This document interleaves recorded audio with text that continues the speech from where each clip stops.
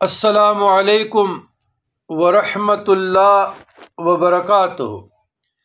اللہم صلی علی سیدنا محمد وعلی آل سیدنا محمد بعدد کل ذرۃ مئتا الف الف مرۃ الف الف مرۃ الف الف مرۃ الف الف مرۃ الف الف مرۃ۔ عزیزان گرامی، آج کا 22واں اسم ہے اللہ تعالیٰ کے اسماء حسنہ میں کے بیان میں الباسط۔ الباسط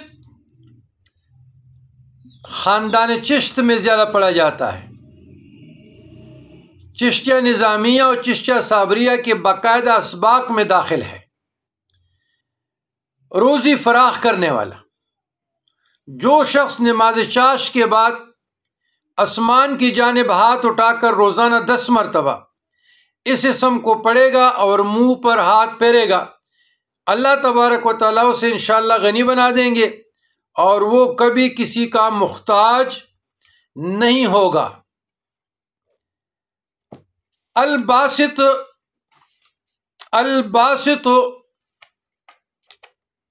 کے خاص علماء کرام، مشائخ اعظام، بزرگان دین نے 10 بیان کیے ہیں۔ جو اس اسم کو چاشت کی نماز کے بعد 10 بار پڑھے گا اسے ہر معاملے میں کشادگی نصیب ہوگی اور انشاءاللہ کبھی کسی کا محتاج نہیں ہوگا۔ نمبر 2، جو 10 بار آسمان کی طرف ہاتھ اٹھا کر یہ اسم پڑھے اور پھر ہاتھ اپنے چہرے پر پھیرے تو اس کے لیے عنا کا ایک دروازہ کھول دیا جاتا ہے۔ نمبر 3، جو اسے 40 بار پڑھے گا اللہ تعالیٰ مخلوق سے بے پرواہ، انشاءاللہ مخلوق سے بے پرواہ ہوگا۔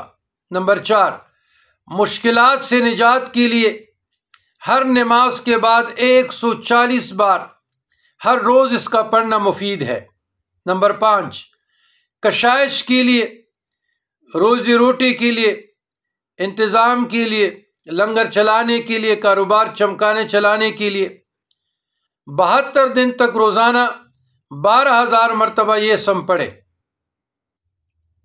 نمبر 6، جو کوئی 3 رات میں 1,25,000 بعد یا باسط کو ختم کرے اور اول-آخر 100 بار درود شریف پڑھے اسے انشاءاللہ غیب سے روزی ملے گی، اور 3 راتوں کے بعد روزانہ 100 بار پڑھ لیا کرے۔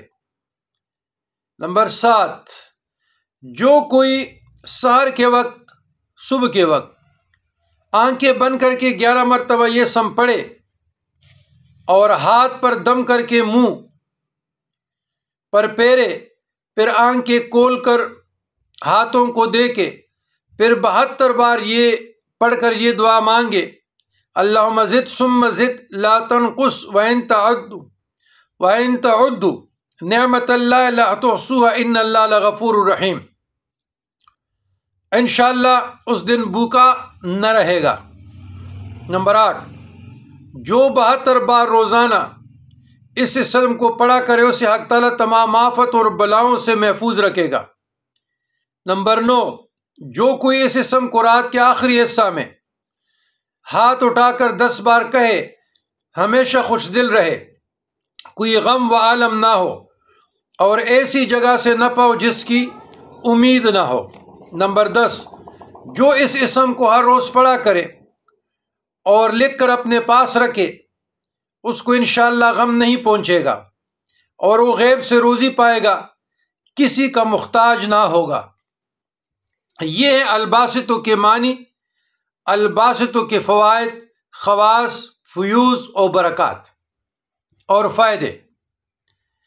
رب ادخلنی مدخلا صدق واخرجنی مخرج صدق واجعلنی من لدنک سلطانا نصیرا۔